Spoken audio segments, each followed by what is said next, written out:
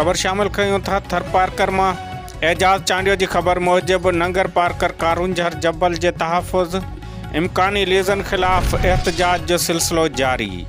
कारूंझर के तहफ़ुज़ लाइ बुख हड़ताल एहतजाज कैंप अज 66 ॾींहं बि जारी है। नाज़रीन, नंगर पार्कर में खबर ॾींदा हलूं त कारूंझर जबल के तहफ़ुज़ इम्कानी लीज़न खिलाफ एहतजाज जो सिलसिलो 66वें ॾींहं बि जारी है।